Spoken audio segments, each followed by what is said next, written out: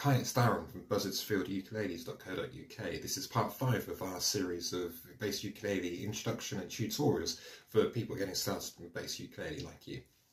Today we're going to be using another Afan model. This is a half-size Spanish guitar, again converted by myself, using parts from a kit readily available to you. If you'd like to create your own bass ukulele from a small guitar, then go to buzzardfieldukulele.co.uk and find out for yourself. Okay, how did you get on with the last episode? We were playing All Along the Watchtower. We were looking at how just using the three notes A, G, F, G, we could play along, and we were experimenting with pauses and rests and hesitations to try and make the bass line a bit more interesting. Well, today we're going to carry on with that knowledge, but we're going to be adding what are called fifths and octaves, which will really elevate it to another level again. So the first thing we're going to have a look at is octaves. What's an octave? Well, an octave is the 12th note above any position that you happen to be playing. So, for example, if I were to play a G here and counted 12 notes upwards, we would get to this note here, which is also a G. But you'll notice it's a higher pitch. It is still a G, but it's a higher pitch. Same thing could be said for C, or any note you happen to play. An octave is the same note but played at a higher pitch. Why is this useful? Well, it's useful because we can substitute one note for another. It's still a root note, remember, we're interested in playing root notes primarily because any chord comes from its root note. So a C sus9 is still a C for a bass player. Let me show you how that might work, for example, in the All Along the Watchtower riff. Before we were just playing A, G, F, G, but let's put an octave there as well.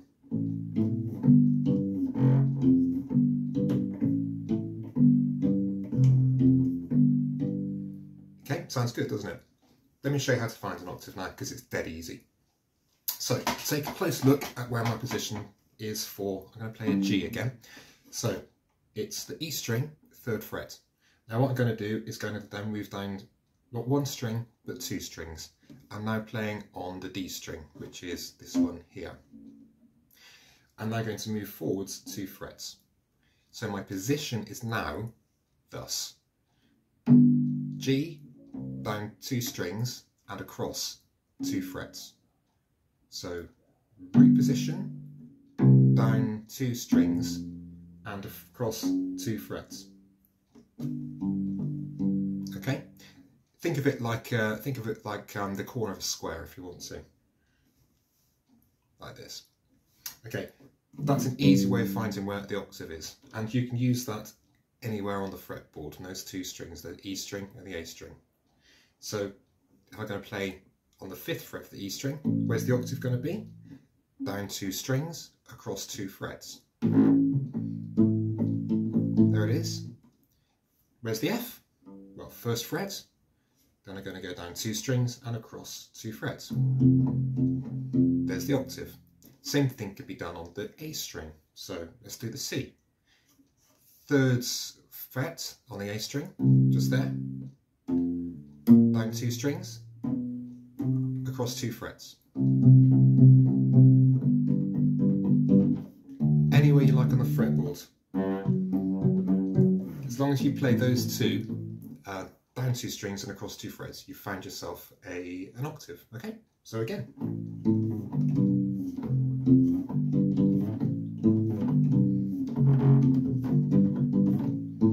Not bad, huh? Let's see how that sounds.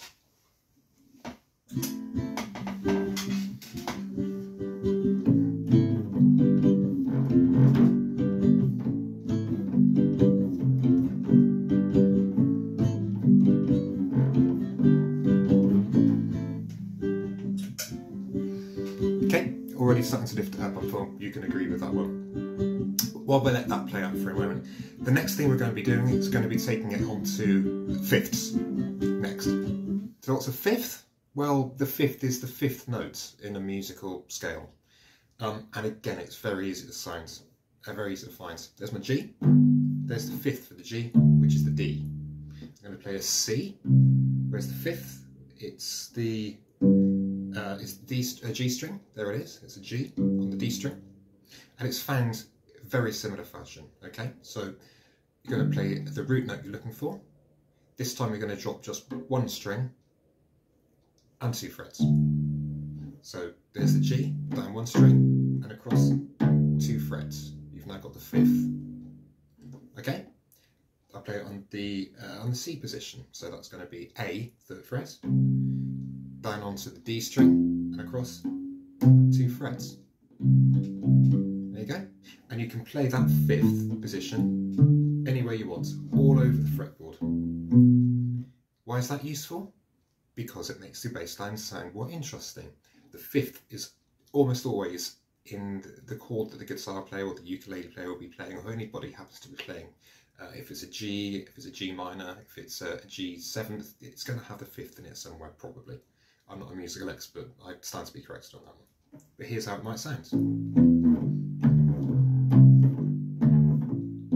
Compared to the octave. You hear the difference? Let's put that alongside the music we've got.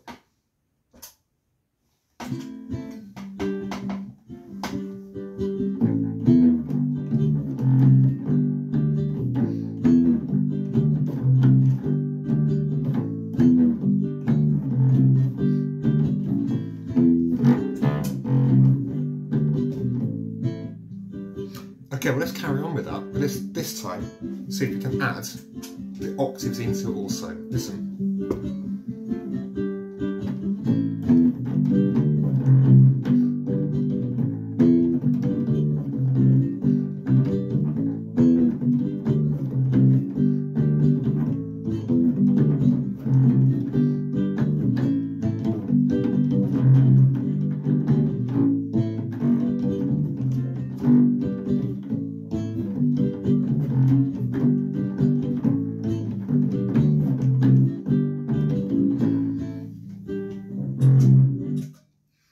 There you go. Octaves and fifths. Combine that with your knowledge of rests and rhythms and pauses, and you've got all of the makings of a really interesting accompaniment to a uke group or to a guitar group or any ensemble. Bass is really important. It will elevate a piece of music like salt and pepper on a dish of food. Remember, the space in between the notes is just as important as the notes that you're playing. And also, remember, have fun, go and experiment, go and play. There's no ukulele police, there's no bass playing police. There might be guitar players police. Go and have some fun. Please feel free to comment below, and please remember, visit www.buzzardsfieldukuleles.co.uk or any of the usual shopping channels and inquire about making yourself your own bass ukulele. I'll see you again in another video. Good luck and happy plucking.